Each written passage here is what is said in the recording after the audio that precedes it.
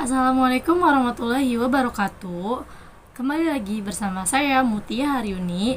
Kali ini saya akan memberikan penjelasan terkait jawaban UAS mata kuliah Kewirausahaan Islami. Yang pertama, pertanyaannya adalah,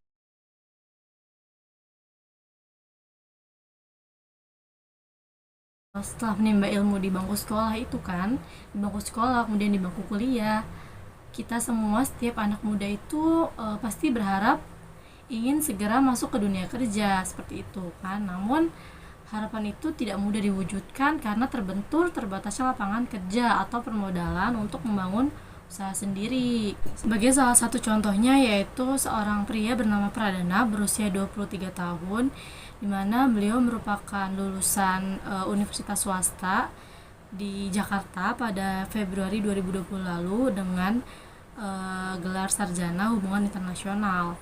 Namun ia mengaku mengalami kesulitan dalam menemukan atau mencari lowongan pekerjaan karena terbentur adanya COVID-19 ini. Kisah Pradana tersebut merupakan salah satu gambaran dari adanya bonus demografi Indonesia yang kemudian tidak bisa dinikmati karena terbentur atau terhalang dari COVID-19. Masih mendapati perusahaan membuka lowongan pekerjaan di tengah ekonomi yang terpukul pandemi adalah berkah tersendiri. Kesempatan itu makin sempit, di mana Badan Pusat Statistik atau BPS mencatat jumlah iklan lowongan pekerjaan turun 66% dari 34.056 pada kuartal 1 2020 menjadi 11.427 pada kuartal 3 2020. Kisah Pradana itu sendiri merupakan salah satu gambaran pandemi COVID-19 menghambat pemanfaatan bonus demografi yang kini sedang dinikmati Indonesia. Hasil sensus penduduk tahun 2020 mencatat 70,72% dari 270,2 juta penduduk negeri ini berada dalam usia produktif 15 atau sampai 64 tahun kisaran usianya. Persentase itu jauh meningkat dibandingkan pada 1971 yang hanya mencapai angka 53,39%. Bonus demografi tersebut menambah jumlah angkatan kerja di Indonesia. Pada Agustus 2020, jumlah angkatan kerja itu naik sekitar 1,74% secara tahunan.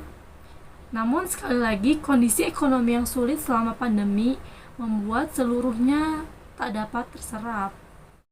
Sebaliknya justru pengangguranlah yang meningkat. Bahkan BPS juga mencatat angka pengangguran meningkat 37,61% dan menurunkan jumlah penduduk yang bekerja sebesar 0,24%.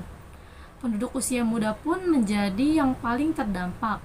Rasionya 28,2% dari total pengangguran berusia 20 sampai 24 tahun. 16,6% pada usia 15 sampai dengan 19 tahun dan 16,2% pada usia 25 sampai dengan 29 tahun.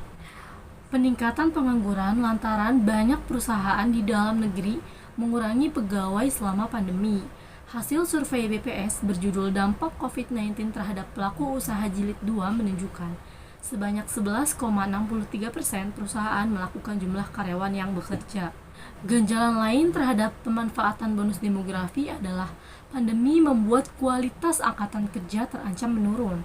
Satuan Tugas Penanggulangan COVID-19 mencatat per 27 Januari 2021, mayoritas penduduk yang menderita COVID-19 di dalam negeri berusia 19 sampai dengan 59 tahun. Persentase terbanyak di rentang usia 30 sampai dengan 45 tahun dengan 30% dari total kasus nasional. Mereka yang menderita COVID-19 berpeluang mengidap long COVID-19, sebuah sindrom yang menyebabkan penyintas tak bisa pulih sepenuhnya. Riset dari Pusat Pengendalian dan Pencegahan Penyakit Centers for Disease Control and Prevention (CDC) Amerika Serikat pada Juli 2020 menjelaskan, penderita long COVID-19 terjadi di semua usia, meskipun usia di atas 50 tahun mendominasi. Tidak sedikit pula penyintas usia muda yang mengalaminya. Riset tersebut menemukan 26% responden berusia 18 sampai dengan 34 tahun dan 32% berusia 35 sampai dengan 49 tahun mengalami long COVID-19. Indonesia masih memiliki peluang memperbaiki kondisi buruk akibat pandemi dan memanfaatkan bonus demografi dengan baik. Caranya dengan memperbaiki kualitas pendidikan, kesehatan, dan memberi akses pekerjaan layak seperti saran United Nations Population Fund atau UNFPA.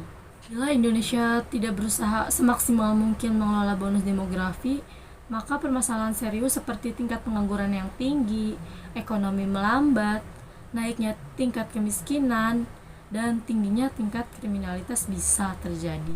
Maka tentunya Indonesia perlu sangat untuk mengelola bonus demografi walaupun di tengah pandemi COVID-19.